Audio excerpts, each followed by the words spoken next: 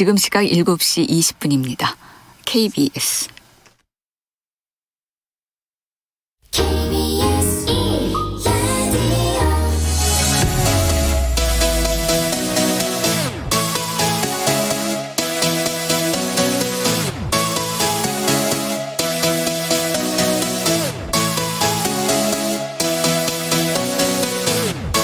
KBS 열린 토론.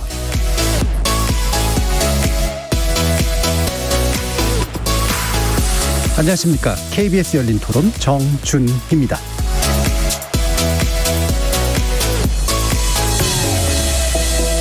KBS 열린 토론, 오늘은 좋은 언론, 나쁜 언론, 이상한 언론으로 여러분을 만납니다. 우여곡절 끝에 지난달 23일에 개막된 도쿄올림픽. 코로나19로 인해 한 차례 연기한 끝에 사상 처음으로 무관중 진행되는 올림픽인 만큼 과거처럼 전 세계적이고 전 국민적인 주목을 받는 이벤트이진 못하지만 그래도 메달 획득 소식 등 다양한 뉴스가 나오고 있는데요. 이를 다루는 우리 언론의 모습에서 고질적이거나 또 새로 발견되는 여러 문제들이 있습니다. MBC가 개회식 생중계 과정에서 각국 선수단 소개에 부적절한 사진과 문구를 사용했던 것을 필두로 성차별적인 언어라든가 지나치게 성과주의적인 표현 등 살을 깊지 못한 모습이 자주 관철되고 있어서 논논논 패널들의 분석과 평가 들어보겠습니다. 이어지는 2부에서는 공영방송 이사회 구성 문제를 다룹니다.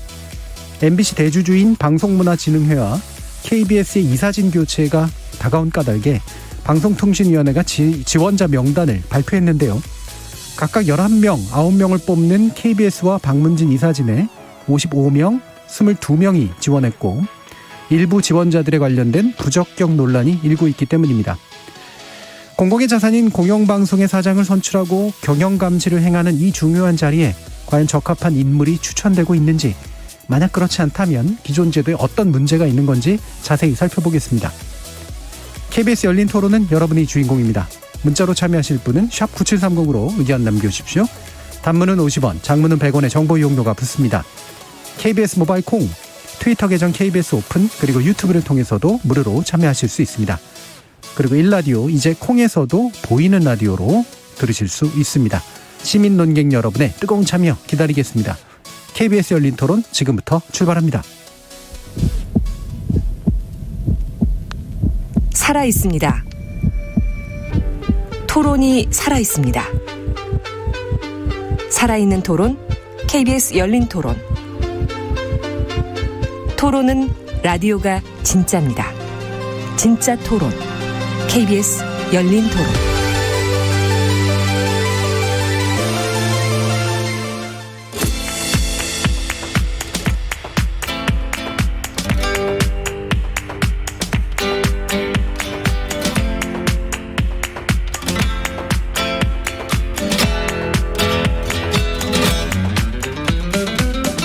좋은 언론, 나쁜 언론, 이상한 언론?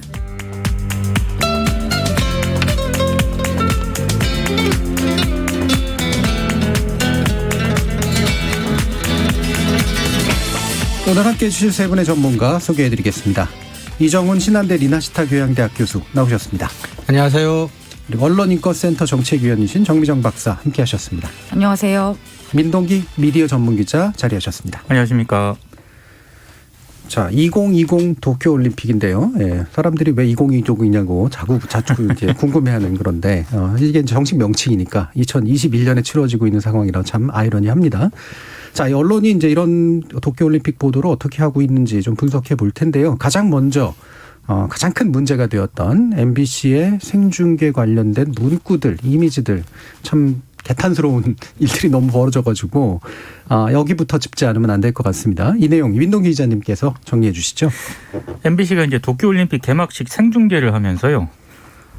우크라이나 선수단이 등장을 할 때 체르노빌 사건 관련 이미지를 좀 편집을 해서 굉장히 좀 많은 비난을 받았습니다. 그리고 엘살바도르 선수단을 또 소개할 때는 비트코인 사진을 넣었고요. 이것뿐만이 아니라 최근에 굉장히 좀 논란을 빚었던 IT에서 대통령 암살 사건이 일어나지 않았습니까? 근데 IT 선수단이 입장을 할 때 대통령 암살로 전국은 안개 속이다 이런 자막을 넣어서 또 논란을 좀 빚었고요. 그러니까 좀 굉장히 좀 희화화하거나 예. 부적절한 어떤 그런 이미지라든가 자막이 이 개막식 생중계를 할 때 사용이 돼서 좀 논란을 많이 빚었습니다. 그래서 MBC가 그것과 관련해서 사과를 했는데 문제는 사과를 하고 난 뒤에도 우리나라도 루마니아 축구 경기를 하지 않았습니까? 근데 루마니아전에서 루마니아 선수가 자살골을 또 넣었거든요. 예. 근데 그때도 뭐 고맙다는 어떤 그런 자막 네. 역시 이제 희화시키는 그런 자막을 넣어서 사과를 했는데도 불구하고 이런 자막을 사용하는 건 여기에 대해서 좀 문제의식이 좀 없는 것 아니냐 또 이런 비판이 제기가 됐고요. 그래서 결국에는 MBC 사장이 직접 공식적인 사과를 하는 그런 상황이 됐습니다. 예. 공식적으로 사과를 했을 뿐만이 아니라 이게 단기간에 이렇게 막 금방 고쳐진 문제가 아닌 것 같다라고 그렇죠. 깊이 있게 좀 상당히 뭐랄까요? 이렇게 사장의 입장에서는 이게 뭔가 이렇게 자신이 뭐 인사권을 쓰건 뭘 하면 이제 개선이 일어나야 되는데 그게 단기간에 일어나기 어려울 정도로 뭔가 좀 구조적인 문제가 있다는 얘기잖아요. 네. 민동 기자님 도대체 뭐가 문제라고 생각을 하세요? 그러니까 사실은 저는 이 사건이 발생했을 때 지금 MBC의 어떤 그 데스킹 과정이라든가 예. 어떤 이게 논의 구조에 상당히 심각한 문제가 있다라는 생각을 할 수밖에 없었던 게요. 이 올림픽 개막식 중계라고 하는 거는 방송사에서는 굉장히 준비를 많이 합니다, 사전에. 그렇죠. 그래서 이미지라든가 이런 거를 다 준비를 해요. 그래서 어떤 이미지를 사용을 하고 어떻게 자막이 나갈 것인지는 이 과정을 통해서 흔히 말하는 그 취재를 할 때로 따지면 데스킹 몇 단계의 데스킹을 거쳐서 나가기 전까지 최종 확인을 거치거든요. 예. 근데 이게 이 이미지와 이런 자막이 그대로 나갔다라는 얘기는 두 가지 경우밖에 저는 없는 것 같아요. 첫 번째는 데스킹 과정에 심각한 문제가 있었다. 혹은 그게 아니라면 데스킹을 제대로 안 봤다. 그러니까 뭔가가 지금 이 그대로 나가는 어떤 그런 MBC 프로세스에 굉장히 문제가 있었다라는 그런 얘기인데 왜 이런 문제가 있었을까를 전 개인적으로 곰곰 생각을 해봤을 때 이게 이 올림픽 개막식 중계라고 하는 게 이 타 방송사와 경쟁을 할 수밖에 없는 그런 상황이지 않습니까? 예. 그러니까 어떻게든 주목을 받아야 되는 그런 거고 이 주목을 받는다라고 하는 거는 좀 다르게 접근을 하되 재밌게 접근해야 된다라는 이런 인식이 아마 제작진들 사이에 상당히 좀 있었던 것 같아요. 그래서 이렇게 해도 괜찮겠지라는 어떤 그런 약간 좀 나이브한 어떤 그런 인식이 이번 참사로 연결된 게 아닌가 저는 이렇게 생각을 하고 있습니다. 예.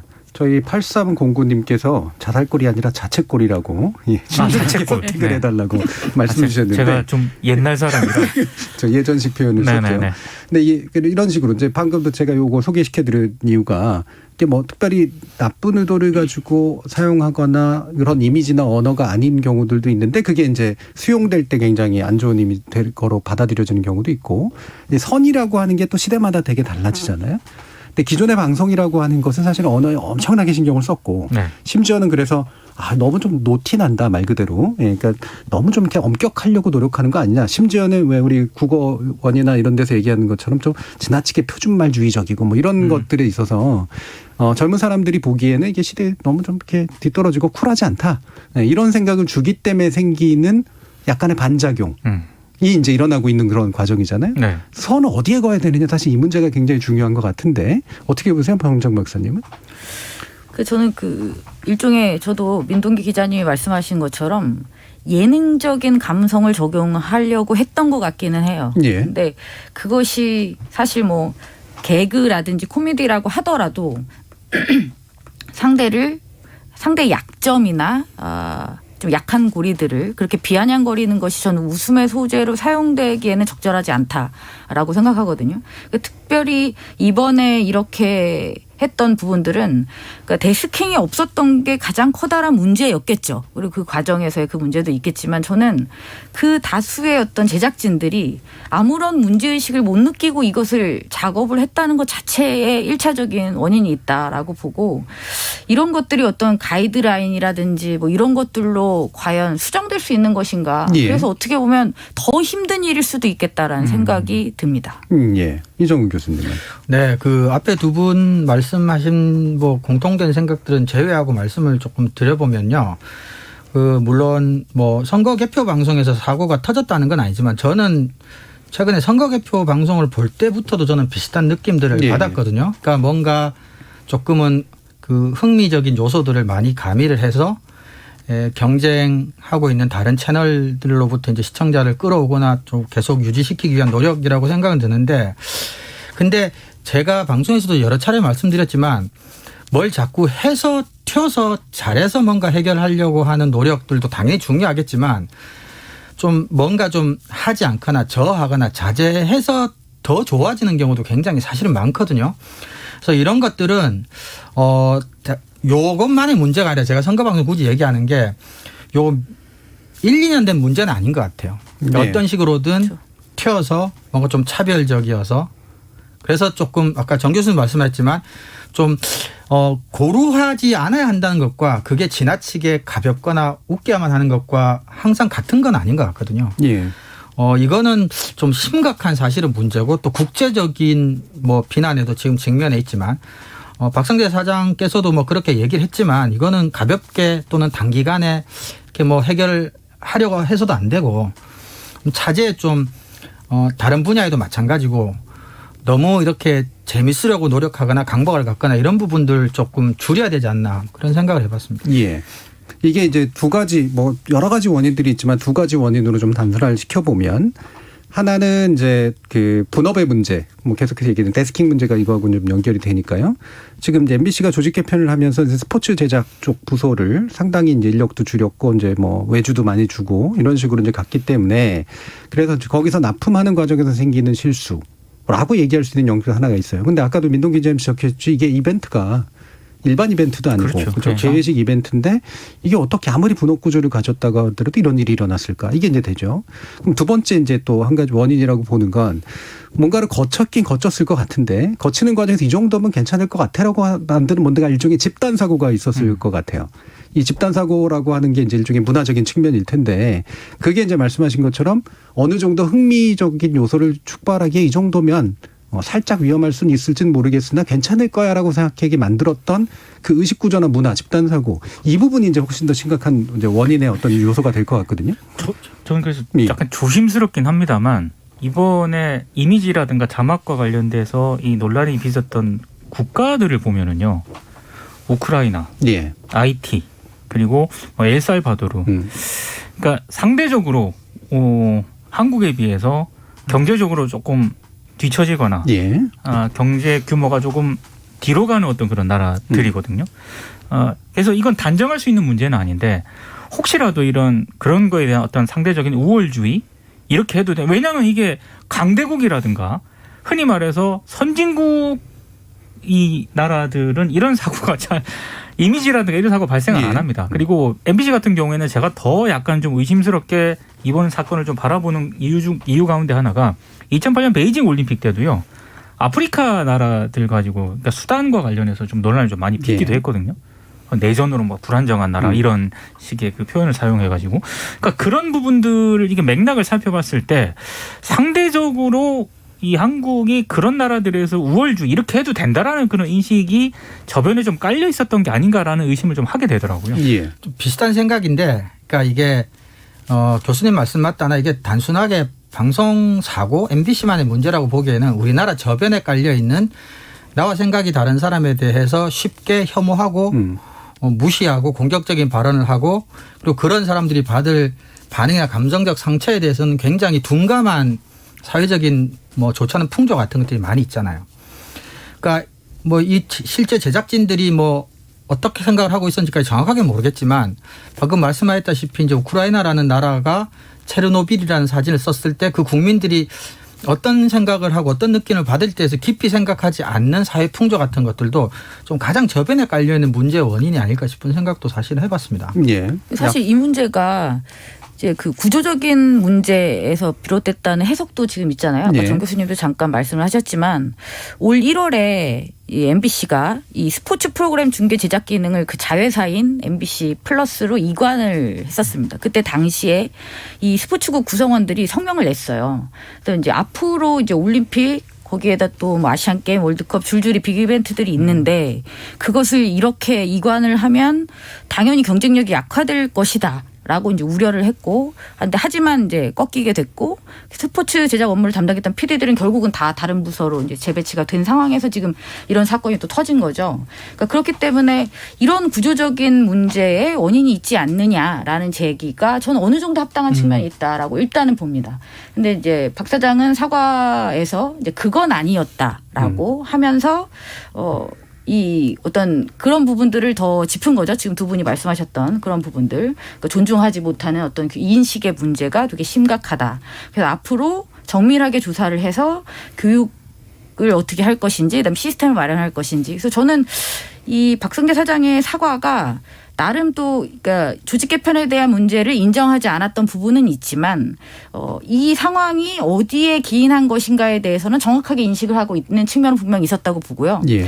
사과의 측면에서 이후에 어떻게 할 것인지에 대해서는 구체적으로 밝힌 점은 긍정적으로 좀 평가를 하고 싶습니다. 예. 뭐 그 부분은 뭐 어느 정도 긍정적으로 평가할 수 있는데 이게 이제 그 뒤로 바뀔 수 있는가가 문제일 것 같은데.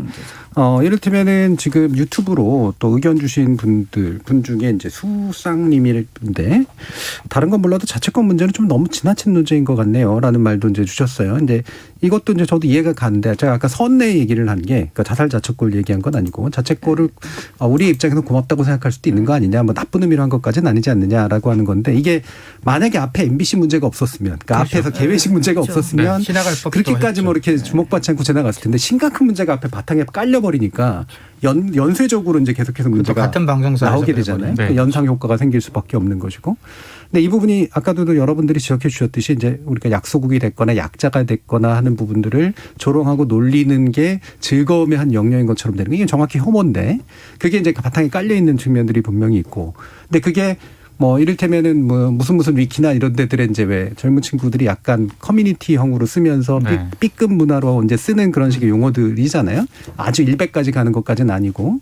근데 그런 것들이 이제 재미나게 공유하고 있는 세대가 있는데 그 세대를 이제 개발해야 되니까 그 세대를 쫓아가는 방식으로 이 문제를 해결하는 게 제일 문제인 것 같아요. 언제나 이제 언어라고 하는 것은 사실은 사려 깊게 쓰려고 하는 쪽이 자신을 지배력을 가지려고만 한다기보다는 새로 올라오는 걸 어떻게 적절히 필터링 해가지고 새롭게 언어적인 형식으로 만들어내는가, 이 부분이 되게 중요한데 그냥 무조건 쫓아가면 재밌을 거다라고 생각하는 착각, 이게 상당히 심각한 문제죠. 사실 이런 부분에 있어서 예전 같은 경우에는 노하우를 전수 받는다라고 했을 때요. 보통 이제 뭐 선배라든가 자체 내 어떤 그런 데이터베이스를 활용을 해가지고 그런 어떤 바탕 위에서 이런 이미지라든가 이렇게 선택이 되곤 했었거든요. 근데 제가 굉장히 구체적으로는 모르겠지만은 요즘은 그런 어떤 그런 방식보다는 정말 광활한 인터넷에서 예. 누가 검색을 잘하느냐. 이런 부분에 있어서 우선순위가 가다 보니까 데스킹 과정이라고 하는 게 구멍이 많이 생길 수밖에 없지 않나. 예. 그리고 그런 어떤 그런 이미지를 찾는다거나 데이터베이스를 검색을 하는 데 있어서 솔직히 윗세대 간부급들보다는 상대적으로 좀 젊은 층들이 훨씬 더 잘하거든요. 잘하죠. 그러니까 그런 어떤 데스킹 과정에서 나타날 수밖에 없는 그런 문제점도 좀 구조적으로 있지 않았나 이런 생각을 하게 되더라고요. 예. 그래서 이게 뭐 예전부터 이제 일베 이미지 사건부터 뭐 최근에 우리가 다뤘던, 이건 또 성격이 좀 다르긴 합니다만 이제 일러스트레이션 사건 이런 것들 다 포함했을 때 나오는 매체 변동 과정에서 나타나는 굉장히 중요한 이제 그 의미들이 좀 있는 거고, 이쯤이면 아마 좀 공적인 어떤 주체들은 사려 깊은 표현이란 무엇일까, 그다음에 재미란 무엇일까 사이에서 어떤 선을 구축해 가야 되는가를 새로 좀 모색해야 되는 그런 시기인 것 같고, 아마 당장 개선은 잘 안 일어날 거예요, 제가 볼 때는. 예. 그래서 이걸 새로운 집단 사고와 문화로 만들어내는 그런 일들이 필요한 것 같은데요. 자, 이제 올림픽 보도 좀 살펴봐야 될 텐데, 나쁜 보도, 이정우 교수님. 네, 이거는 뭐 제가 가져온 기사는 우리 방송에서 이제 가끔씩 얘기했던 나쁜 보도의 이렇게 종합판이라고 할까? 예. 결과적인 그 기사 내용은 뭐 별게 없습니다. 그 중국 여자 수구 선수 이번에 올림픽에 참가하는 예. 한 선수가 이제 중국 SNS에 뭐 보정 사진을 올렸던 모양이죠. 근데 이제 중국의 뭐 이제 네티즌들이 그 원래 사진을 찾게 됐고, 그래서 보정 사진 아니냐, 너무 많이 심하게 보정을 했다, 실망이다, 뭐 이런 거예요. 내용은 별게 없습니다. 근데 이거를 제가 찾은 것만도 국민일보, 한국경제, 세계일보, 중앙일보, 조선일보 이런 데서 거의 제목도 유사하게 여신미모, 여신, 장백지 닮았다, 수구 여신, 알고 보니 보정사진이었네, 뭐 발칵 뒤집혔네, 알고 보니 필터 효과, 화들짝, 뭐 이런 제목으로 기사들을 전하고 있어요. 그러니까 이게 사실은 올림픽에 출전하는 선수라는 것 말고는 사실 올림픽과 관련된 보도라고 볼 수도 없긴 하지만 이제는 우리가 이제 SNS를 출입처로 삼아서 백기기형의 기사의 문제 제기 우리가 많이 했었고 사실 뉴스 가치가 뭔지도 모르겠고 그리고 일부 선정적인 그러니까 이런 것들이 총 결집해 있을 뿐더러 이제는 심지어 이것도 일종의 뭐 글로벌화라고 해야 되나요? 중국 SNS까지 진출해서 근데 또 흥미로운 거는 중앙일보 기사인가요 보면 번역을 잘못했던 모양이에요. 일부에서. 그래서 누가 독자가 제대로 된 번역으로 댓글을 다니까 감사하다고 수정했다고 그걸 또 1000번 2보를 올렸어요. 예. 이걸 디지털의 상호작용성을 잘 실현한 좋은 디지털 기사라고 봐야 할지 참 번역하느라고 수고했다고 얘기해야 될지 굳이 그렇게까지 해서 올리는 이 기사가 도대체 뭘지 너무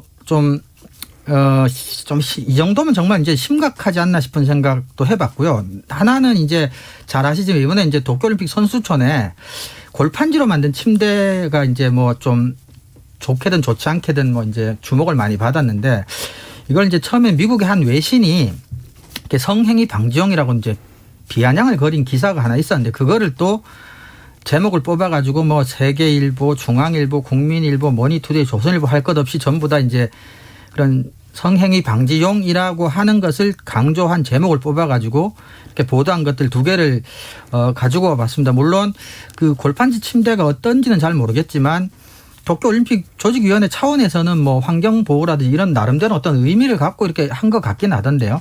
일부 선수들이 이제 희화화하고 또 일부 외신 언론에서 이제 희화화하는 것을 이제 굳이 좀 선정적인 문구만 제목으로 따서 반복 재생산하는 이런 형태의 기사들이 올림픽 정신, 올림픽하고는 뭐 크게 상관없으면서도 우리가 늘 보여왔던 나쁜 보도의 전형을 보여준다는 점에서 제가 가지고 와봤습니다. 예.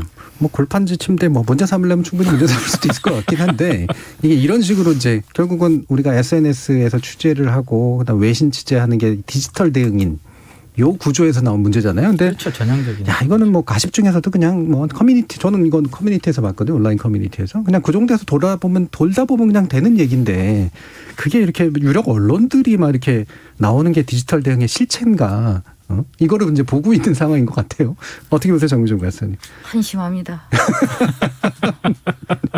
그러니까 나쁜 보도가 아니라 한심한 보도네요. 한심합니다. 예. 진짜.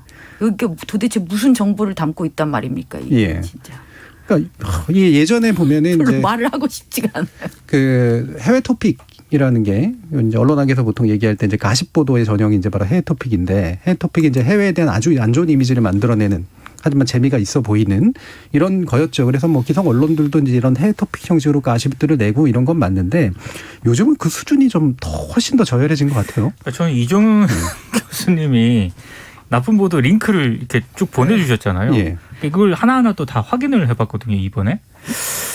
좀 이상한 부분이 발견이 됐습니다. 보통 제가 이제 그 열린 토론 이렇게 검색을 할 때 커뮤니티도 가끔 들어가서 보거든요. 근데 커뮤니티에 주로 이런 내용들이 많이 있습니다. 많죠. 어디 가서 막 포온다거나 뭐 이런 글을 막 올리면서 흔히 말해서 짤이라 그러죠. 네. 이미지 같은 거 막 비교하면서 이거는 좀 심하다. 뭐 얼굴이 왜 이러냐. 이런 어떤 거를 커뮤니티에서 굉장히 많이 보는데 지금 이종 교수님이 링크 걸어준 거는 그런 커뮤니티가 아니라 흔히 말하는 정론지를 그렇죠. 유럽 언론들. 표방하는 데서 이렇게 한 거거든요. 근데 정말로 딱 비교를 해보면 그 정론지 기사하고 커뮤니티에서 올리는 그 콘텐츠하고 차이가 없습니다. 차이가 이거는. 없어요. 네. 거의 그러니까 이거는 그 정도로 질적으로 우리 기사 수준이 하락했다는 걸 상징적으로 좀 보여준다고 봅니다. 이게. 예. 이건 올림픽 관련 보도도 아니고요. 이건 연예 관련 보도도 아니고 이거 어떻게 분류를 해야 되나 카테고리를 좀 그런 생각을 하게 되더라고요. 예. 뭐 이건 뭐 실검 대응 기사 뭐 이런 거죠, 사실. 네, 그렇죠. 예. 이종훈 교수님. 그래서 이게 우리 방금 교수님도 말씀하셨고 우리 방송에서 이제 몇 번 말씀드린 적이 있는데 결국 중앙일보, 조선일보 이런 이제 스스로도 굉장히 뭐 유력한 뭐 정론지라고 주장을 하고 또 실제로 우리나라에서 어떤 영향력이 있고 그런 언론들이 디지털화에 앞장서서 대응태를 만들고 조선일보 최근에 만들고 그렇게 해서 중앙일보는 실제로 작년에 보면 실적도 굉장히 실질적으로 좋았잖아요. 클릭 수 같은 경우는. 예, 적어도 뭐 포털에서 양적인 측면에서는. 그렇죠. 그러니까 어쩌면 이제 내부적으로는 성공하고 있다고 판단하고 있을지도 모르겠어요. 예. 이제 그런 판단들이 이제 이런 기사들을 굉장히 양산을 하고 있는 건데, 근데 문제는 이게 이제 그렇게 해서 클릭 수가 나오고 해서 그게 이제 성공이라고 경영적으로 판단하고 있을지는 모르겠지만, 우리나라가 지금 언론에게 보이고 있는 불신 같은 것들이 사실 이런 것들이 굉장히 많은 영향을 미칠 텐데, 이게 이제 장기적으로 이런 형태의 디지털화라고 하는 게 지속될 수 있는 모델인지 예. 한번 진작에 고민해 볼 필요가 있다고 생각을 합니다. 예. 저 1935님이 솔직히 말해서 유력 일간지나 찌라시 요즘 구분할 거 있습니까? 사실 유력지라는 신문들이 잘못된 정보를 생산하고 오히려 찌라시라고 불리는 언론들이 더 정확한 정보를 전달해 주는 경우마저 있는 것 같습니다라고 말씀을 주셨는데요. 뭐 구별을 하려고 구별하는 게 아니라요. 아까 이정훈 교수님도 말씀 주셨지만 주장을 하고 있기 때문에 스스로 그렇다고 예. 주장하는 거죠. 예. 자칭 유력이고 자칭 이제 메이저인데 정론이죠. 예. 그 자칭이라는 말에 갑하게 행동을 하느냐. 사실 이런 문제로 얘기할 수밖에 없을 것 같습니다. 자, 이상한 보도로 넘어가 볼까요? 정미정 박사님. 저는 좀 아까 나쁜 보도로 예를 들어주셨던 것에 대해서도 별로 말을 하고 싶지 않았었거든요. 예. 근데 제가 지금 가져온 이 보도의 주제는 이제 안산 선수에 대한 예. 부분입니다. 사실 이것도 정말 말하고 싶지 않은 주제 중에 하나인데요. 근데 그럼에도 불구하고 지금 보도가 너무 많기 때문에 일단은 짚고는 넘어가야 될 것 같아서 일단 가져왔습니다.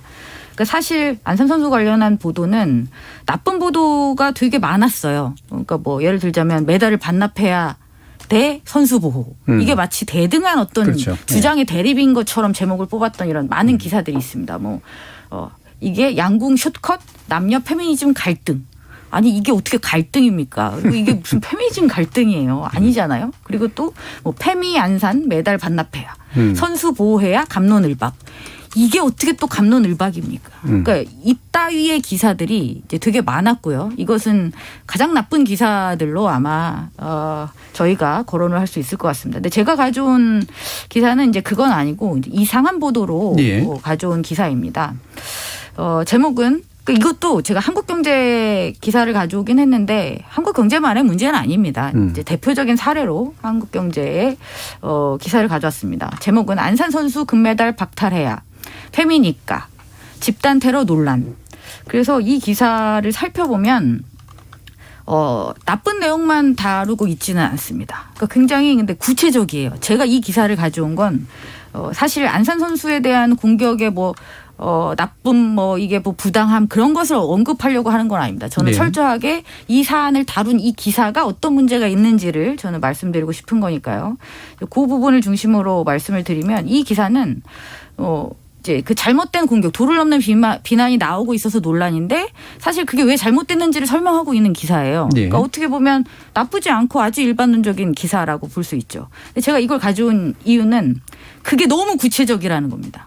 금메달을 박탈해야 된다. 페미니스트니까 하면서 그 예. 근거가 다 나옵니다. 그리고 그 증거 사진이 다 나와요. 온라인 커뮤니티를 capture해서 개가 누워있는 사진이 나오면서 우조옥이 뭐라고 그러니까 그 거친 언어들을 캡처를 해가지고 그걸 기사에 다 넣었어요. 그러니까 이게 구구절절 다 나와요. 그러니까 이걸 보면 이게 정말 이거를 비판하기 위한 기사인지 예. 아니면 이 혐오와 이 모욕의 이 언어를 더 확산하는 게 목적인지 알 수 없을 정도로 네. 너무 구체적입니다.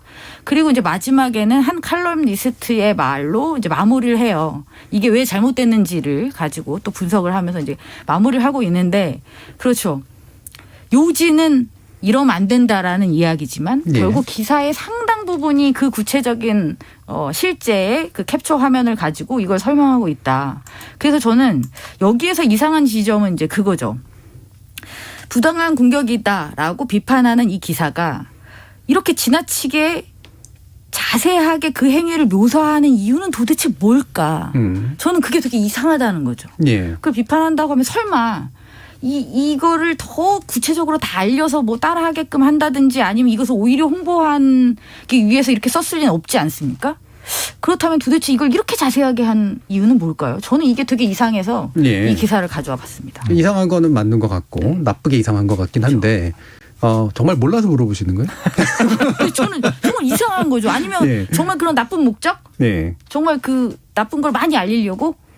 그건 아닐 거 아닙니까? 어떻게 짐작을 하십니까? 저는 그냥 기사를 써야 되니까. 그러니까 사실은 저는 이거 길게 안 써도 된다는 거죠, 제 말은. 네, 이게 그 차별화된 기사를 써야 되니까 저는 이제 그런 차원으로 해석을 이해를 하고 있고요. 그리고 사실은 이 사안 자체뿐만이 아니라 좀 우리 사회가 우리 언론들이 굳이 이런 목소리를 이 여론이라는 그런 포장에 예. 실어가지고 반영을 해도 되지 않아도 되는데 굳이 이걸 이제 갑론을박식으로 많이 보도를 하지 않습니까? 예. 전형적으로 저는 과잉 대표되는 목소리라고 생각을 그렇죠. 해요. 음. 그러니까 이거는 정말 철저하게 무시를 해야 된다고 네, 생각하거든요. 저도 무시를 했었어야 된다고 봅니다. 네, 근데 이런 식으로 하다 보니까 실제 어떤 그런 커뮤니티의 어떤 목소리들 이런 목소리들보다 더 우리 사회에서 과잉 대표가 되고 그러면 실제로 정말 사람들이 그 기사를 통해서 이 현상을 바라보게 될 테니까요.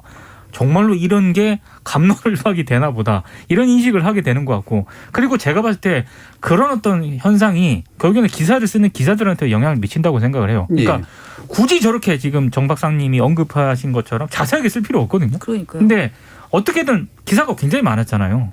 근데 그 너무 기사 많았어요. 중에서 자기 나름대로 아마 차별화된 기사를 쓴다고 해서 썼을 거라고 저는 그 생각을 하거든요. 근데 이 사안이 그럴 사안인가? 저는 아니라고 생각합니다. 예. 이 사안을 정말 저도 말하고 싶지는 않았지만 너무 많으니까 완전히 무시하고 갈 수만은 또 없게 되어 버린 예. 거죠. 예. 이게 말린 걸까요? 사실 근본적으로 말이 안 되는 게 너무 많아요. 일단 이건 논쟁이나 논란도 아니에요. 그렇죠. 이게 어떻게 논쟁이나 논란이에요.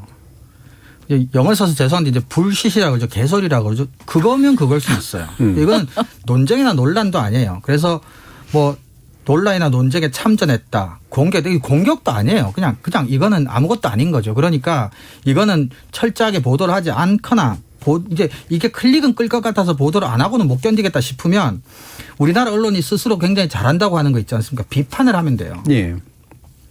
뭐 균형이고 뭐고 이런 것도 필요 없습니다. 이건 일말에 뭐가 없는 거잖아요. 그러니까 말 자체가 안 되잖아요.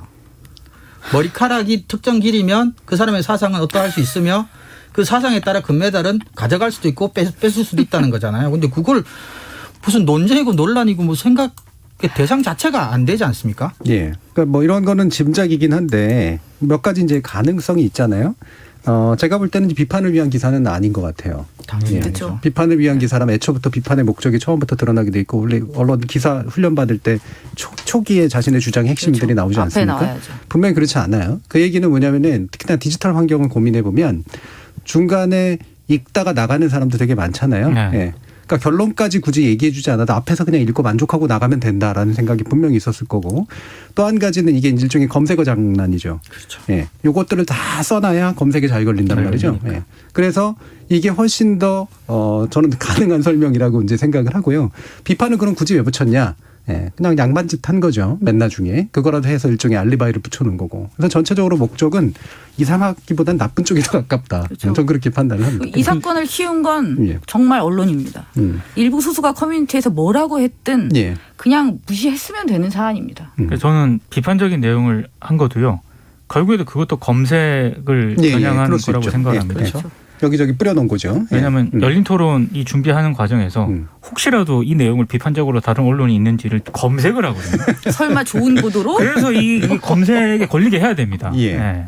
그러니까 이게 이제 제가 예전에 이제 포털이나 이런 데서 이제 그 할 때 무슨 이제 책상 뭐 기울어진 책상 그래가지고 제가 기울어진 책상을 사려고 근데 용어가 생각이 안 나서 기울어진 책상이라고 딱 썼는데 막 온갖 쇼핑몰들이 다 걸리는 거예요.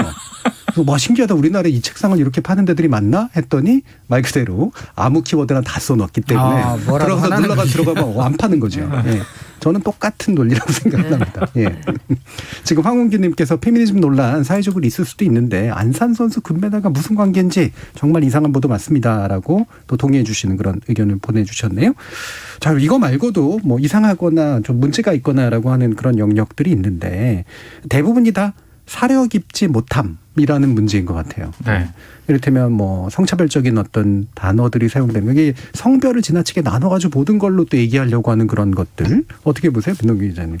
그래도 과거에 비해서는 굉장히 많이 나아졌죠. 좋아졌다고 네. 생각을 합니다. 예전에 정말 그 어린 나이에도 불구하고 좀 이해가 안 됐던 대표적인 표현 가운데 하나가 낭자라는 표현이었거든요. 예. 특히 양궁 선수들을 태극낭자. 향해서 예. 태극낭자라는 표현을 썼는데 이게 무슨 단어인가라고 생각을 했는데 참 좀 언급하고 싶진 않습니다만 아무튼 그런 단어들을 거리낌 없이 사용했던 적이 있었거든요. 근데 예. 요즘은 그런 거는 뭐 사용을 빈도가 확 줄어들긴 했습니다만 여전히 저는 어떤 그런 성차별적인 어떤 그런 단어보다는 조금은 배려하지 못하는 그런 단어들이 요즘은 더 문제인 것 같아요. 이를테면 그 태권도 이번에 그 우리 뭐 종주국으로서의 어떤 그런 예.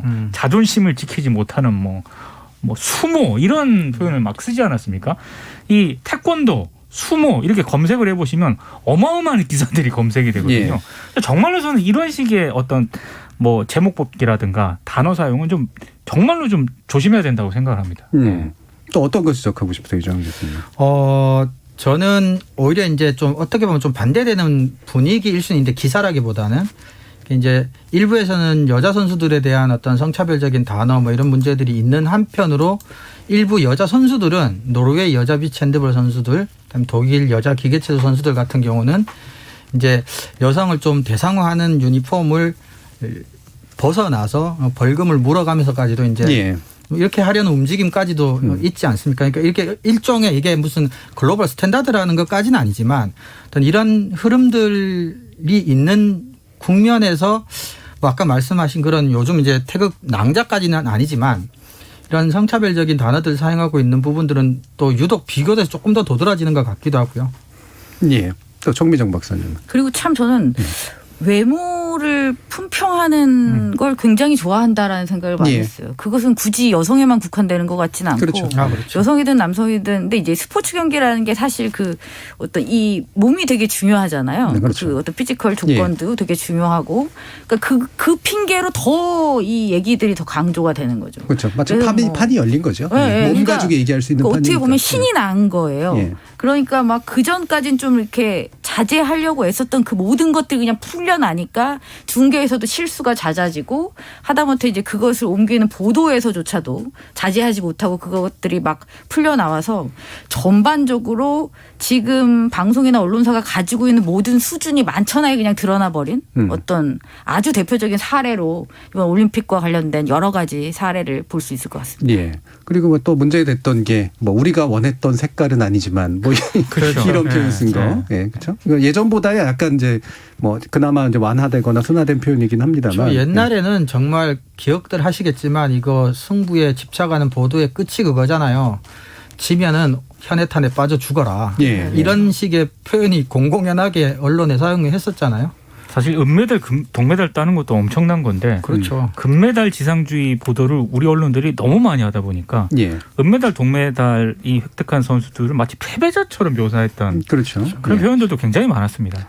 그러니까 이게 뭐 사람들이라는 게 이렇게 남의 이제 뭐 특히나 몸이 강조되는 그런 선수들이니까 그 피지컬한 능력에 대해서 다 감탄하고 그중에 또 외모적으로 굉장히 잘생기고 예쁘고 그러면 거기에 대해 더 눈이 가는 거 뭐 이런 건 인간적인 이제 본능이죠. 근데 그거를 굳이 중계하는 사람이 입으로 재중계를 해줄 필요는 없잖아요. 그냥 각자 알아서 생각할 문제지. 근데 그런 생각 없이 그냥 쭉 하고 나오는 이야기들이 마치 이제 중계의 굉장히 중요한 요소인 양 하는 거는 사려 깊지 못할 뿐만이 아니라 저는 언어 능력이 굉장히 떨어진다고 생각을 해요. 표현할 수 있는 말들이 다양하고 많지 않으니까 굉장히 즉자적인 그런 식의 표현들을 써서 결국에는 말 그대로 이제 이 어떤 본능의 잔치라고 불릴 수 있는 어떤 면에서는 이게 뭐 육체적으로 이제 부딪히고 이런 식의 일들이니까 그것에 그냥 완전히 판 위에서 노는 것 같은 그런 느낌들이 강한 것 같습니다. 자, 좋은 보도는 그럼 민동기 기자님 또 정리해 주시죠. 있긴 있었어요? 이게 저는 정말 궁금해요. 정말 찾기 힘들긴 했는데요. 이게 방송사 이 올림픽 관련 보도나 신문이나 인터넷 매체 올림픽 관련 보도는 거의 천편일률적입니다. 찾기가 어려웠는데 하나 찾은 게요. KBS의 이진성 기자가 그 인터넷에서 그 올림픽과 관련한 게 기자가 방송용으로 나온 그런 리포트는 아닙니다. 근데 기자가 이제 해설 분석하는 그런 식으로 인터넷판에 쓴 기사인데 7월 28일에 쓴 기사고요. 제목이 올림픽 노골드 수모라고요. 종주국의 품격을 보여줬습니다. 이런 제목의 기사입니다. 근데 이 기사는 한마디로 뭐 노골드 수모 이런 식으로 많이 보도를 하지 않았습니까? 그런 부분들에 대해서 많이 비판을 하면서 솔직히 우리가 태권도 종주국의 우리 선수들이 이번에 국격이 뭔지를 예. 그러니까 품격을 제대로 좀 보여줬다라고 이제 굉장히 좀 많이 평가를 한 그런 대목이 있습니다. 사실 종주국으로서의 어떤 그런 뭐 금메달을 따지 못한 부분에 대해서 언론들이 많이 방점을 찍었지만 사실 태권도가 이번 올림픽뿐만 아니라 예전 올림픽을 쭉 보면은요, 이 평준화가 되는 그런 그렇죠. 분위기였거든요. 네. 태권도가. 그래서 유난히 국가들이 다양해요. 그렇습니다. 태권도 굉장히 쪽이. 다양한 국가들이 이 금메달을 또 획득을 했고요. 분포가 굉장히 다양해졌거든요. 뭔가 되게 뿌듯하잖아요. 예. 그래서 그런 부분들에 대해서 이제 뭐 도표라든가 이 데이터를 통해서 충분히 보여주고, 사실 제가 굉장히 인상적이었던 거는 맨 마지막 어떤 그런 부분이었는데, 이게 물론 뉴욕타임스가 이 부분을 지적을 하긴 한 거긴 합니다만, 태권도가 올림픽 메달 소외국들이 이제 메달을 많이 따는 종목이 된 거예요. 네네네. 그러다 보니까 약소국들의 어떤 스포츠 약소국들의 희망의 어떤 그런 그렇죠. 종목이 되고 있다라는 겁니다. 예. 그러니까 저는 이런 부분에 있어서 우리 태권도 선수들이 이번에 보여줬던, 비록 금메달을 따지는 못했지만 승자에 대해서 보여줬던 그런 굉장히 품격 있는 모습이라든가 예. 정말 멋있었어요. 네, 굉장히 멋있었거든요. 저는 진짜. 그런 부분도 멋있었고, 태권도가 이제 스포츠 약소국들의 어떤 희망적인 어떤 그런 종목이 될 수 있다, 이런 부분들에 대해서 좀 제대로 평가를 해줬다는 측면. 그러니까 예. 완전히 다른 시각을 보여준 거라고 생각을 하거든요. 그래서 제가 굉장히 좀 높이 평가를 했던 그런 보도였습니다. 예. 뭐 있긴 있었네요. 예, 예. 충분히 괜찮은 굉장히 그런 태도였고, 말 그대로 뭐 이게 뭐 그것도 굳이 뭐 종족이란 말 쓸 필요도 있을 정도인가 싶긴 네, 합니다만. 맞습니다. 예. 네. 근데 어쨌든 우리가 태권도라고 하는 게 뭐 재미없다 뭐다 뭐 이런 식의 얘기들 많이 들었지만, 기본적으로 도잖아요, 도. 그렇죠. 예, 무도인데 네. 무도로서 가져야 될 어떤 핵심적인 정신을 잘 얘기해 준 것 같고요. 사실 올림픽이라고 하는 보도 문제 뭐 여러 가지 문제들 짚었지만, 어떤 분들도 지금 이제 댓글로 좀 얘기를 해주셨는데, 올림픽 자체가 사실은 이미 상품화가 돼 있고, 그렇습니다. 그다음에 그런 보도와 연결될 수밖에 없는 구조를 가지고 있기 때문에 나오는 문제 아니겠느냐라고 하는 그런 지적도 주셨는데, 저는 뭐 아주 정확한 이제 그런 지적이었던 것 같습니다. 이입생님 감사합니다. 예, 우리 올림픽 관련된 여러 가지 보도의 내용, 그리고 미디어에서 어떻게 다루는가 내용 한번 또 짚어봤고요. 2부에서는 공영방송 이사에 관련된 문제 또 이야기 나눠보도록 하겠습니다. 여러분은 KBS 열린 토론과 함께하고 계십니다. 토론이 세상을 바꿀 수는 없습니다. 하지만 토론 없이 바꿀 수 있는 세상은 어디에도 없습니다.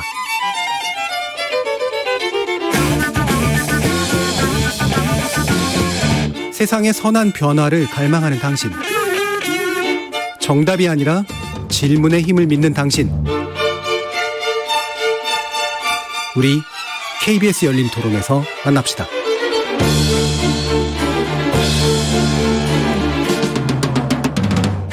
KBS 열린 토론, 좋은 언론, 나쁜 언론, 이상한 언론, 2부 주제는 공영방송 이사 추천제도 이대로 좋은가입니다.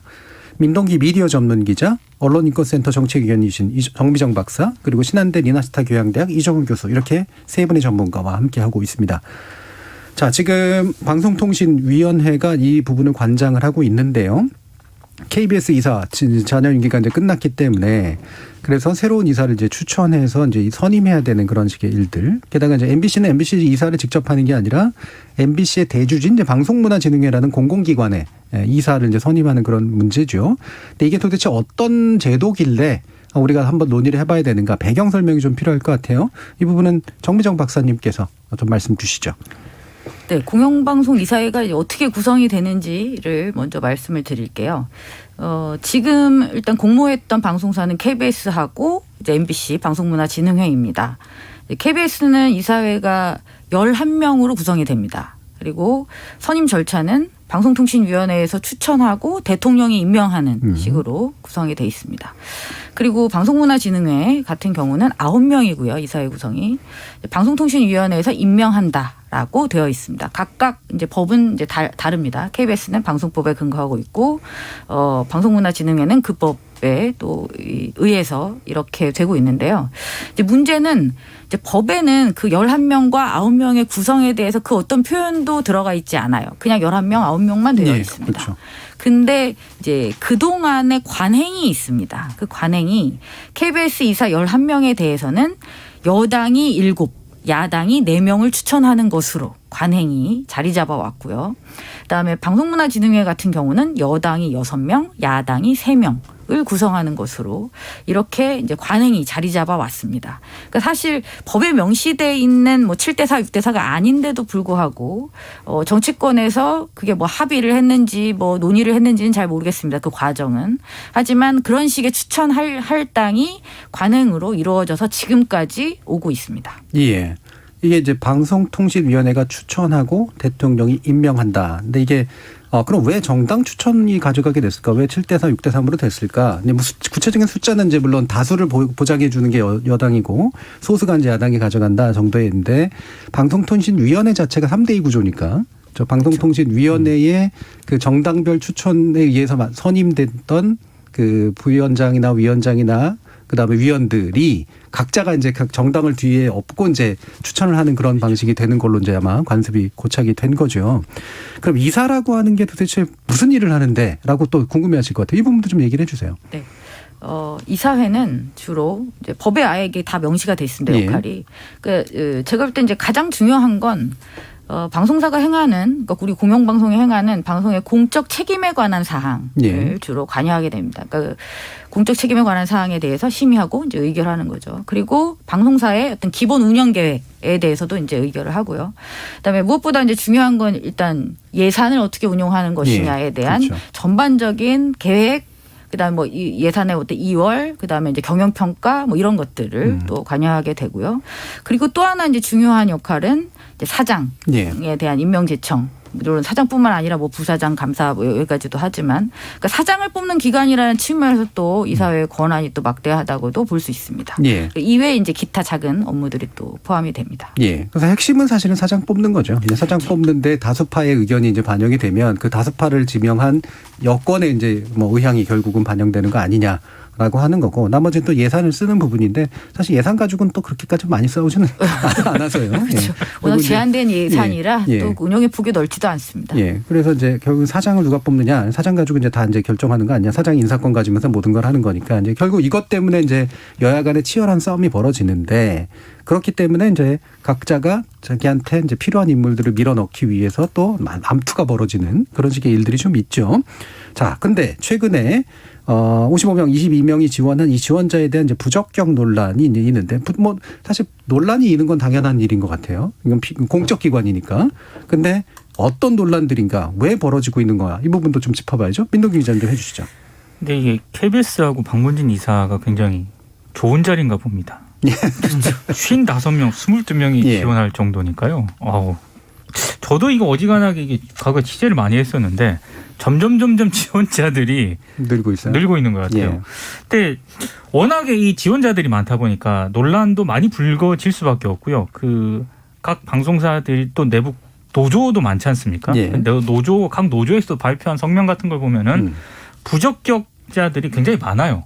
그래서 어떤 특정인의 실명을 언급을 하기가 좀 애매한 측면이 있습니다. 왜냐하면 어떤 사람이 방송에서 실명을 언급하고 또 어떤 사람은 실명 언급을 안 하면은 형평성 문제가 있으니까. 근데 제가 쭉 방송사 노조가 발표한 성명서도 보고 이렇게 해보니까 크게 한 3가지 정도 이 부적격 논란이 좀 있는 것 같아요. 첫 번째는 과거 이전 정권에서 편파보도 책임자들이 지금 뭐 이렇게 이사에 좀 지원을 하려고 하는 것 같다. 이를테면 뭐 MBC 같은 경우에는 라디오 진행자들을 강제로 이렇게 몰아내는 그런 과정에서 책임이 있던 어떤 그런 사람들이 이번에 이사를 뭐 지원을 한다려고 한다거나 과거에 또 보도 책임자였었는데 그때 굉장히 보도 편향성을 가지고 논란을 빚었었는데 이번에 다시 이제 뭐 이사를 좀 지원하려고 한다거나 이런 인물들을 이제 내부 구성원들이 이건 문제가 있는 인사다라고 이제 지목을 한 것 같고요.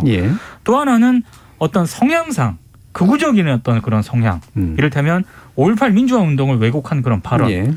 그 세월호 그 유가족을 폄하했던 그런 발언들, 그런 발언을 했던 사람이 이번에 이제 공영방송의 이사, 뭐 KBS, MBC의 이사로 지원하려고 하는 이런 사람들은 좀 문제가 있다라고 또 내부 구성원들이 좀 지적을 하는 것 같고요. 마지막 하나는 정치권에 몸담은 어떤 그런 이력을 가진, 그러니까 흔히 말해서 예전에 뭐 그 대선 캠프에 몸을 담았다거나 아니면 정치권과 상당히 밀접한 것으로 의심되는 사람이 정치 이력을 숨기고 이렇게 뭐 지원을 한다거나 이런 인사들에 대해서 각 방송사 내부 구성원들과 노조들이 상당히 좀 부적격자다라고 이제 실명으로 언급을 하면서 성명을 발표하고 지금 이런 상황이 된 것 같습니다. 예. 그러니까 일단 뭐 언론 노조에서 주로 많이 얘기를 하고 있는데 다른 노조들 뭐 KBS 같은 건 또 노조가 이제 3개 이상 있으니까요. 예. 뭐 노조마다 이제 의견을 내는 것 자체는 당연히 뭐 필요하거나 또는 뭐 불가피한 일이고 또 노조가 의견을 냈다고 해가지고 그 그쵸? 의견이 다 맞는 의견이거나 그 그건 사실이 아니죠. 또 맞는 사실도 아닐 수도 있기 때문에 네. 다만 이제 사회적으로 이제 공공기관의 이사를 맡는 일, 특히나 사장 선임에 있어서 중요한 역할을 하고 있는 이 사람들이 도대체 어떤 이력을 가지고 있고 어떤 전문성을 가지고 있는가는 되도록이면 많은 시민들이 아는 건 좋은 일인 것 같아요. 그렇습니다. 예. 물론 직접 선임권은 없긴 합니다만. 근데 이제 지금 그 질의서라든가 이런 것들을 언론 노동조합이 전국 언론 노동조합이 이제 제출을 했다라고 하는데 뭐 민동 기자님 또 일부 언급을 해주셨습니다만 이정우 교수님 또 혹시 추가적으로 얘기해주고 싶으신 부분 있으신가요? 네, 전국 언론 노동조합 27일에 이제 그 질의서와 의견을 담아서 이제 방송통신위원회에 제출했다고 하는데 여기서도 보면 이제 부적격 유형을 6가지로 나눠서 이제 언급을 했습니다. 이사회 기능을 초월한 직무수행 계획을 제출한 자. 그러니까 이사회가 할 수 있는 일이 아닌 거를 내가 해보겠다고 그렇죠. 이렇게 네. 이야기한 사람들. 예를 들면 대한민국을 통일시키겠다라든가. 그렇죠. 네. 그다음에 특정 정당과 후보의 선거 캠프에서 활동한 자. 그다음에 추천인이 특정 정당의 국회의원인 자. 그다음에 KBS와 MBC를 옮겨가며 공영방송 이사를 마치 직업인 것처럼 간주한 자. 방송사 내부 분야를 과장해 서술한 자. 특정 프로그램과 종사자에 대한 정치적 평가를 제시하며 인사 개입 의도를 밝힌 자. 이렇게 6가지 유형은 절대로 이사가 되어서는 안 된다라는 의견을 전국 언론 노조가 방송통신위원회에 제출했다고 합니다. 예. 자, 이런 의견서나 이제 나름의 기준을 지금 제시한 거잖아요. 네. 그러면 이 기준 내지 의견에 대해서도 평가를 좀 해봐야 될 것 같거든요. 혹시라도 이 부분은 좀 기준으로선 적합하지 않은 것 같다. 또는 이 부분은 훨씬 더 되게 적합한 것 같다. 뭔가 의견이 좀 있으세요? 정민정 박사님? 저는 지금 제기되는 질문들은 다 한 번씩은 검토해 볼 만한 의견들이라고 보고요. 특별히 그러니까 개별 지원자들에 대한 평가야 이견이 있을 수 있지만 예. 이 원칙이나 기준에 대해서는 저는 이견은 거의 없는 것 같습니다.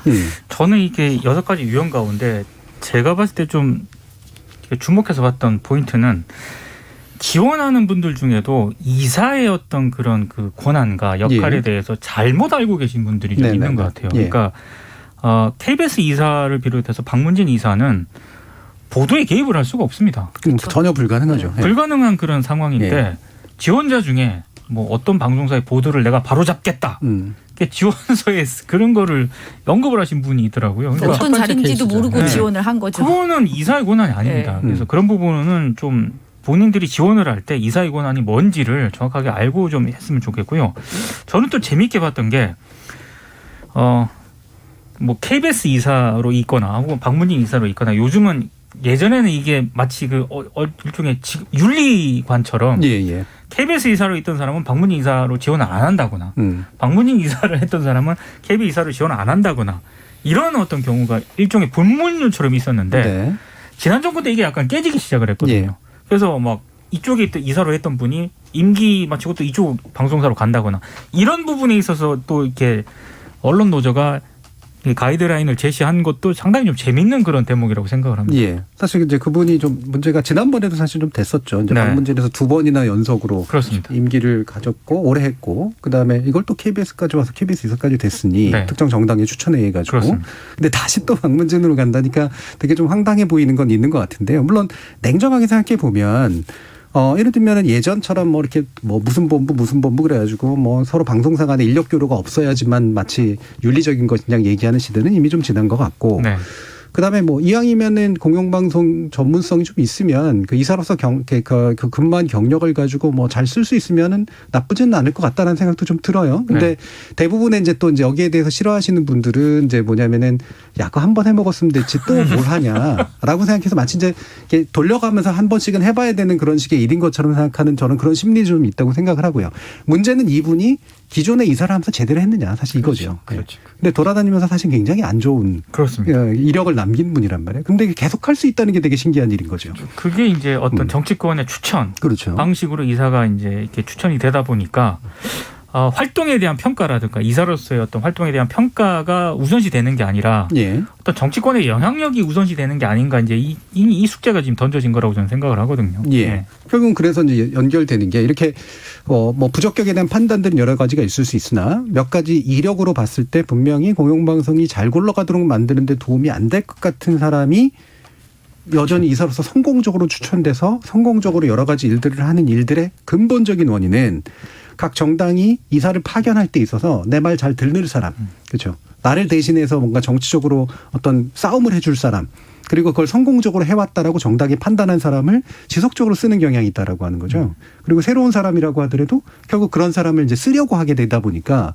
공영방송에 대한 이해도라든가 전문성이라든가 아니면 뭐랄까요, 그러니까 자신의 헌신이라든가 이런 것들에 의해서 뽑히는 게 아니라 대리인으로서 뽑히는 이 구조, 이게 이제 핵심적인 문제란 말이에요. 이게 어떤 제도 때문이라고 보세요, 이정훈 교수님?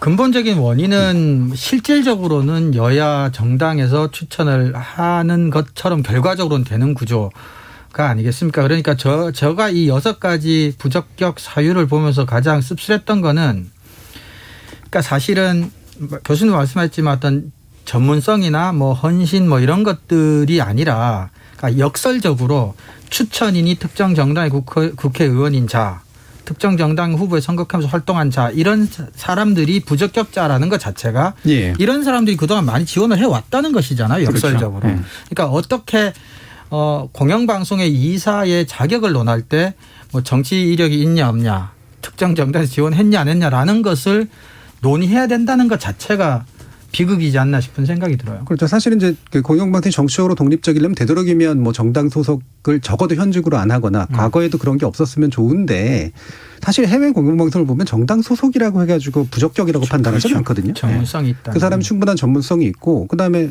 뭐 대변을 할 필요도 있는 거잖아요. 어느 정도는. 근데 이게 이제 부적격의 어떤 기준으로까지 되게 강하게 나온다라고 하는 건 그런 식의 정당 이력을 가졌거나 정당의 대리인으로 활동했던 사람이 공영방송 이사에 많았고 굉장히 안 좋았다라고 하는 경험칙의 이제 반응이라고 그렇죠. 볼 수가 있는 거죠. 황미정 박사님 어떻게 보세요? 여기서 또 흥미로운 게 하나 있는데요. 지금 KBS랑 방송문화진흥회에 대해서 말씀드렸잖아요. 그 관행으로 7대4, 6대4입니다. EBS 같은 경우 이제 이번에 아직 공모에 들어가지는 않았지만 EBS는 8대1이에요. 왜 이렇게 적을까요? EBS는? 8대1이요? 8대1. 거기는 당연직이 있어서 이제 그렇죠. 뭐 그런 것도 네. 있고. 네. 근데 이제 야당의 비율이 상대적으로 굉장히 낮죠. 똑같이 네. 9명인데도 방문진 같은 경우는 6대3 정도가 되는데 여기 이제 8대1밖에 안 된다. 그러니까 결국은 사장을 선임한다라는 것이 이사회에서 굉장히 커다란 권한이라고 볼 때 EBS에 상대적으로 관심이 덜한 이유는 뭘까요? 결국은 이제 보도가 없어서 그렇죠. 그렇습니다. 예. 그러니까 보도를 하긴 하지만 이제 교육이라는 아주 제한된 영역에 대해서만 하기 때문에 보도에 영향력을 행사할 수 있는 사장에 대한 권한에 상대적으로 EBS는 이제 관심이 덜한 거죠. 예. 그러니까 이렇게 해서 보면 결국은 KBS와 박문진 이사에 대한 정치권에 과도한 관심의 목적이 무엇인지는 명명백백하게 저는 드러난다고 봅니다. 그렇죠. 그래서 수많은 연구진들과 뭐 언론노조를 비롯해서 많은 사람들이 이제 주장을 해왔던 게 있죠. 이런 식의 정치권이 추천하는 관행을 깰 수 있도록 제도적으로 정비를 하자라고 계속 이야기를 했는데 이번 국회에서도 지금 거의 가능성이 없다고 볼 수밖에 없을 것 같아요. 근데 그럼에도 불구하고 저는 이 성과가 지속될 수 있을지는 모르겠습니다만 방송통신위원회가 어쨌든 공모를 통해서 지원한 지원자들의 자료를 일단 공개를 하고 그다음에 국민들의 어쨌든 질의를 받아서 대리하긴 하지만 대신 이제 질문을 하는 방식으로 공개 면접을 진행하는 것. 그러니까 이 과정의 투명성을 높였던 부분들은 저는 긍정적으로 일단 평가를 할 수 있을 것 같습니다. 하지만 이것이 얼마나 지속될 수 있을 것인가에 대해서는 여전히 의구심이 있고요. 결국은 제도적인 개선, 이제 법령이 바뀌어서 시민들이 직접적으로 참여할 수 있는 공간을 어떤 식으로든 확보를 하고 정치인들의 추천을 아예 없앨 수 없다면 어느 정도 제한을 둘 수 있게 하는 것. 이것이 좀 방법일 수 있을 것 같은데 여전히 이번엔 좀 어려울 것 같다는 생각이 듭니다. 예. 그래서 중요한 포인트들 이제 몇 가지 얘기를 해주셨는데, 사실 이제 지지난번이었죠. 그러니까 정부 바뀐 다음에 이제 그 기존의 이사들이 이제 문제가 있고 그래서 일부 교체되는 과정, 그다음에 이후에 이제 새로 이사를 또 서민화하는 그런 과정에서 방통이나 또는 각 방송사 이사회가 나름대로 이사 선임 과정에 이제 그 시민 참여를 좀 높이려고 한다거나 또 사장을 뽑을 때 이제 사장에 대해서 이제 그 국민 참여단의 의견을 좀 듣는 형식으로 한다거나 이런 식으로 제도를 좀 바꾸려고는 했는데 이게 이제 법령이 바뀌어서 바뀐 게 아니라 재량을 활용한 거잖아요. 그렇죠. 네, 그러니까 이거는 누가 하냐에 따라서 다시 그렇죠. 완전히 네, 과거로 달라질 돌아갈 수 수도 있고 이렇기 때문에 그래서 제도를 아예 바꿔야 된다. 법을 바꿔야 된다. 이게 이제 주장이란 말이죠. 근데 법을 바꿔야 된다의 두 가지 의견이 지금 견해가 대립하고 있는 건데 하나는 아예 7대 6 뭐 이런 식으로 이제 거의 가깝게 만들어서 특히나 사장이나 이런 사람들 뽑을 때는 특별다수제라 해가지고 네. 3분의 2 이상의 동의를 얻어야지만 뽑을 수 있도록 하자. 이게 사실 과거에 또 민주당이 냈었던 안이기도 했기 때문에 야당 시절에 지금은 국민의힘이 그거를 하자라고 얘기를 하고 있는 거고 또 반대쪽에서는 결국 중요한 건 합의를 내거냐 안 내거냐 문제가 아니라 아예 정치에 관여된 사람들이 너무 자꾸 대리인처럼 하는 걸 없애기 위해서는 이사를 직접 뽑거나 그 시민들이 사장을 아니면 직접 뽑거나 이런 식으로 시민 참여를 높이는 방향으로 가자라고 하는 안으로 지금 이제 대립되고 있는 거잖아요. 어떻게 보세요, 민동기 기자님? 저는 이제 과도기적인 어떤 그런 방안으로 예전에 특별다수제도 한번 검토해야 된다라고 얘기를 한 적이 있었거든요. 예. 지금은 거기에 대해서는 좀 반대하고 있습니다. 왜냐하면 문제점이 적지 않아요. 3분의 2, 그러니까 한마디로 이제 야당이 추천하는 그런 이사들이 동의를 하지 않으면은 예.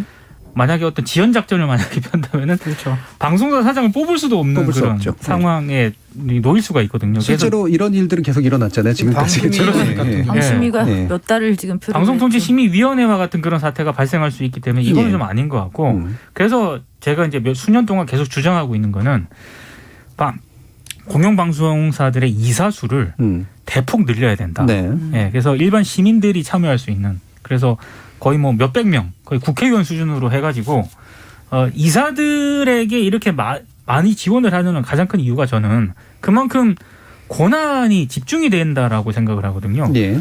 그럼 그 권한의 문턱을 낮추면 된다고 생각해요. 그 문턱을 낮추되 굉장히 많은 시민들이 참여할 수 있는. 저는 이번에 조금 다른 얘기긴 합니다만 그 언론중재법 가지고 여러 논란이 있지 않습니까? 근데 제가 언론중재법 뭐 보완해야 될 부분이 있다라고도 생각을 하는데 가장 높이 평가하는 그 항목 중에 하나가 이번에 언론중재위원 있지 않습니까? 거기 예전에 언론학자들하고 판사들. 언론인들만 들어갔거든요. 예. 판검사, 판사들하고 이런 부분들. 근데 이번에 법안을 보면 독자고 시청자를 추가를 했어요. 네.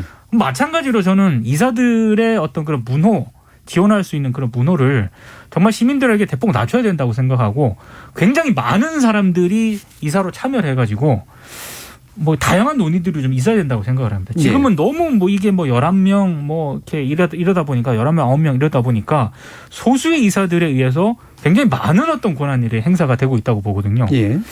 그래서 저는 후자 쪽에 좀 더 방점을 좀 찍고 있습니다. 예. 그래서 실제로 그 의사결정의 효율성을 위해서는 단순 다수결이 당연히 맞죠. 그렇죠? 반드시 나와야지만 하는 이제 그런 걸 하도록 하고 대신 이제 그 기존의 정치권에 의해서 뭔가 이렇게 양파로 갈리는 이런 식의 문제들을 예방하기 위해서는 시민에게 개방을 해서 사람들을 늘리면 그렇죠? 그들 가운데 누가 정치적인 주류가 되는지는 사실 아무도 알 수 없는 모르니까요. 그런 상태가 되는 거니까. 네. 뭐 이게 사실은 독일에서 이제 하고 있는 방안하고 좀 유사한 이제 그런 형태고.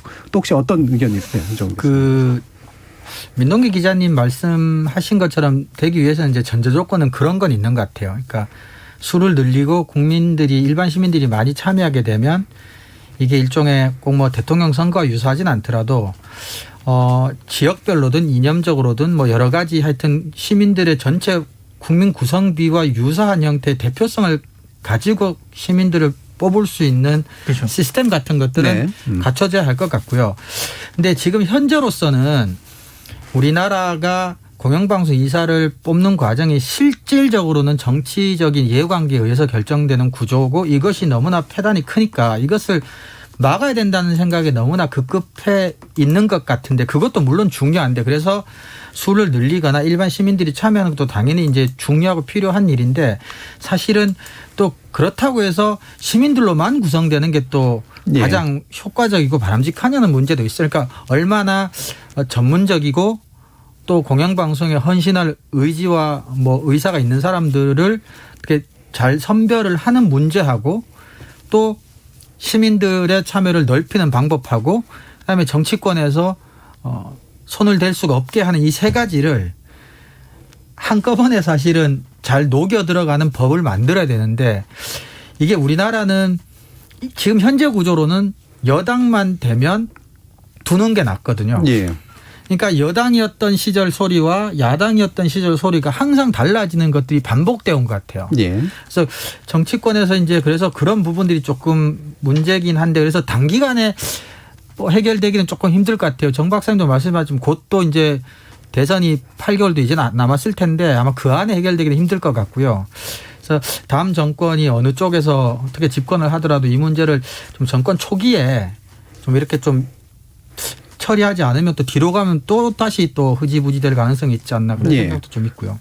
사실 이사의 수를 대폭 늘리는 게 좀 쉽지 않은 이유는 좀 있긴 있어요. 왜냐하면 이게 수신료, 특히 KBS 맞습니다. 같은 경우 수신료로 이제 이사회 운영에 비용을 대야 되기 때문에 그 비용이 늘어나는 만큼 또 굉장히 관리 비용들이 많이 드니까 생기는 문제가 있어서 제가 볼 땐 결국 뽑을 때는 사장을 뽑는 게 문제이기 때문에 근데 사장 또 직접 선출하는 건 또 그렇게 쉬운 일은 아니라서 대의원 형식이 됐거나 평의원 형식이 돼가지고 그 수는 굉장히 넓게 해서 이분들은 맨날 모일 필요는 없는 분들이잖아요. 그리고 매번의 의사결정에 참여하면 사람이 너무 많으면 사실 예산결정하고 이럴 때는 논의를 쉽게 할 수 없기 때문에 그래서 대의원을 충분히 넓게 확보하고 대의원 가운데 이사를 적정수로 뽑는 그들 안에서 선출하는 그런 방식을 취하는 거죠.